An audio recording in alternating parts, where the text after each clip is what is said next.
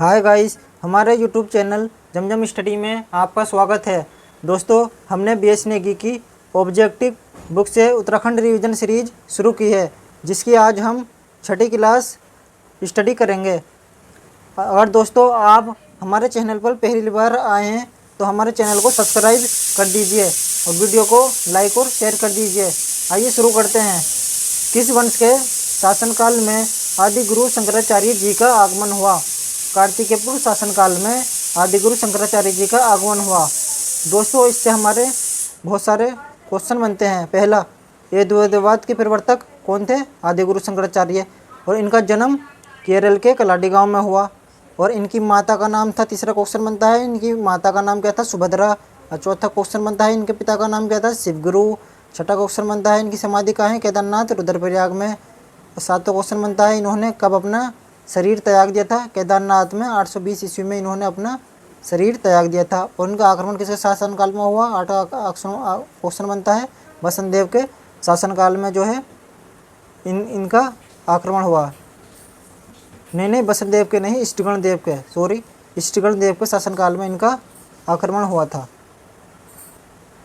Next, किनके अनुसार कार्तिकेय शासक मूलतः अयोध्या के थे? तो लक्ष्मीदत्त जोशी के अनुसार कार्तिकेय शासक जो है मूलतः अयोध्या के थे। और कार्तिकेय शासकों की भाषा क्या थी दोस्तों? संस्कृत। और दूसरी भाषा थी इनकी, लोक भाषा थी इनकी पाली। लोक भाषा थी इनकी पाली। कत्यूरी कालीन मंदिर हैं। कत्यूरी कालीन मंदिर जो हैं छत्रयुक्त और शिखरयुक्त हैं।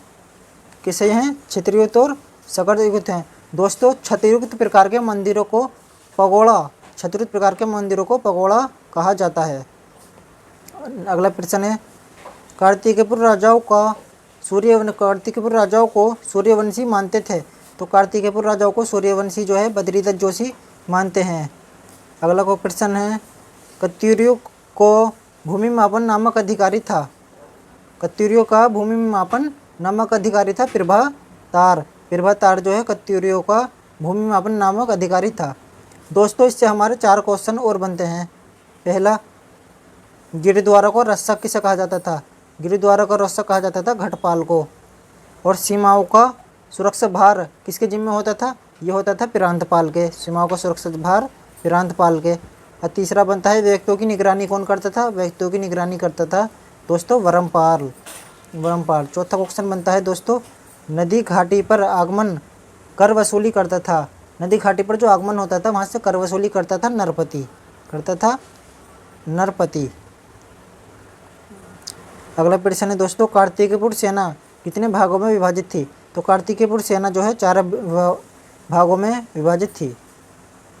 नेक्स्ट, अपराधियों को पकड़ने वाला सर्वोच्च अधिकारी कहलाता था। तो अपराधियों को पकड़ने वाला सर्वोच्च अधिकारी दोषपराधी कहलाता था। दोस्तों, इससे हम पहला क्वेश्चन डिस्कस करेंगे, उष्टारोही। उष्टारोही किसे कहते थे? तो उष्टारोही जो है नायक उष्ट बलाधिकारत, मतलब जो ऊँट की सेना होती थी उनका जो सर्वोच्च सेनापति होता था वो नायक उष्ट बलाधिकारत कहा जाता था। दूसरा क्वेश्चन बनता है गजारोही। गजारोही कहते थे नायक हस्ती बलाधिकारत को, मतलब जो हाथियों का वो सर्वोच्च होता था। तीसरा क्वेश्चन बनेगा हमारा अश्वरोही। अश्वरोही कहते थे जो घोड़ों का प्रमुख होता था, सर्वोच्च नायक अश्व बलाधिकारत। और चौथा क्वेश्चन बनेगा हमारा पदातिक। पदातिक होता था ना जो पैदल सेना का प्रमुख होता था, यानी नायक गोलमिक, उसे कहते थे नायक गोलमिक। पहला, उष्टारोही को नायक उष्ट बलाधिकारत होता था उष्टारोही। गजारोही जो होता था वो नायक हस्ती बलाधिकारत। और अश्वरोही होता था सर्वोच्च नायक अश्व बलाधिकारत। और पदातिक को जो है नायक गोलमिक कहते थे। अगला प्रश्न है, कत्यूरी शासन में आय के क्या साधन थे? कत्यूरी शासन में आय के साधन कृषि थे। कृषि जो है आय का साधन था। कत्यूरी शासन में जो है दोस्तों, इससे हमारे दो क्वेश्चन बनते हैं। पहला, कत्यूरी शासन में खनिज व वनों की रक्षा करता था। खनिज व वनों की रक्षा करता था खंडपति। क्या करता था? खंडपति। और दूसरा क्वेश्चन बनता है, कत्यूरी शासन में कृषि उन्नति का ध्यान कौन रखता था? तो वो रखता था क्षेत्रपाल कृषि उन्नति का ध्यान रखता था। अगला प्रश्न है, पिरजा या बिष्ट बेगार कौन अधिकारी लेते थे?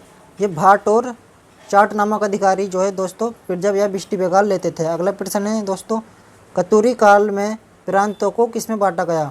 तो कत्यूरी काल में 20 और जिलों में बांटा गया। अगला प्रश्न है दोस्तों, किन शासकों की जानकारी लोक गाथाओं एवं जागरों में मिलती है? तो कत्यूरी शासकों की जानकारी लोक गाथाओं एवं जागरों में मिलती है। और इसमें एक बुझकर राजूला मालुशाही क्या है? राजूला मालुशाही भी लोक गाथा है। आसंदी देव राजवंश की स्थापना किसने की थी? आसंदी देव राजवंश की स्थापना आसंदी देव ने की थी। अगला प्रश्न है दोस्तों, तैमूर लंग ने हरिद्वार पर आक्रमण कब किया? तो तैमूर लंग ने हरिद्वार पर आक्रमण 1399 ईस्वी में किया, जिया रानी के समय। अगला प्रश्न है, नेपाल शासक अशोक चल ने कत्यूरी राज्य के कुछ भाग पर कब अधिकार किया था? तो 1191 ईस्वी में। और ऐसे ही बन जाता है, नेपाल शासक अशोक चल ने उत्तराखंड पर कब आक्रमण किया? 1191 ईस्वी में। दो तरह से ये क्वेश्चन हमारा बन सकता है और इस बात को आपको ध्यान में रखना है। अगला प्रश्न है दोस्तों, अस्कोट के ठकुराई शासकों को क्या कहा जाता था? अस्कोट के ठकुराई शासकों को जो है दोस्तों रजबार कहा जाता था। अगला प्रश्न है दोस्तों, पाल वंश का शासन कहाँ था? तो पाल वंश का शासन अस्कोट में था। अगला प्रश्न है दोस्तों, किस ताम्रपत्र का संबंध चंद शासकों के करों से है? तो मूनाकोट ताम्रपत्र का संबंध जो है चंद शासकों के करों से है।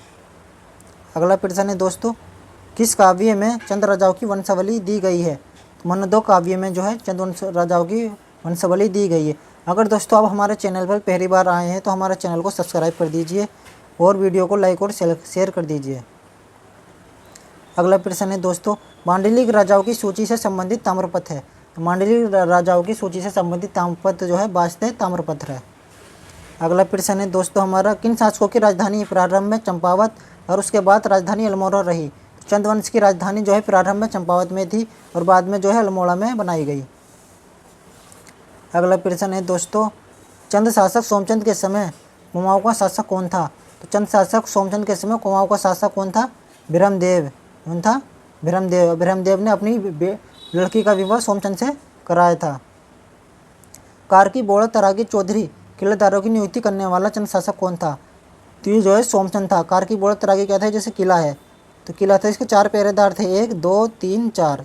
कार्की बोड़ा तरागी, इनकी किलेदारों की नियुक्ति करने वाला चंद शासक कौन था? सोमचंद। नेक्स्ट दोस्तों अगला प्रश्न है, मेहरा एवं फड़त्यालों को मंत्री एवं सेनापति किस चंद शासक ने बनवाए? तो मेहरा एवं फड़त्याल जो मंत्री थे वे सोमचंद के समय थे। अगला प्रश्न है दोस्तों, रेखा किसे कहा जाता था? तो दोस्तों रेखा जो है डोटी राजाओं को कहा जाता था। अगला प्रश्न है दोस्तों, किस चंद राजा ने चीन से व्यापारिक संबंध स्थापित किए? तो दोस्तों इंद्रचंद ने जो है चीन से व्यापारिक संबंध स्थापित किए और इंद्रचंद ने जो है चीन से रेशम वस्त्र और रेशम उत्पादन का काम उत्तराखंड में शुरू कराया था इंद्रचंद ने। कुमाऊं का विलासी राजा कौन था? तो कुमाऊं का विलासी राजा जो था वीनाचंद था। अगला प्रश्न है दोस्तों, चंपावत के बालेश्वर मंदिर से किराचल देव का शिलालेख कब प्राप्त हुआ? चंपावत के बालेश्वर मंदिर से किराचल देव का शिलालेख 1223 ईस्वी में प्राप्त हुआ।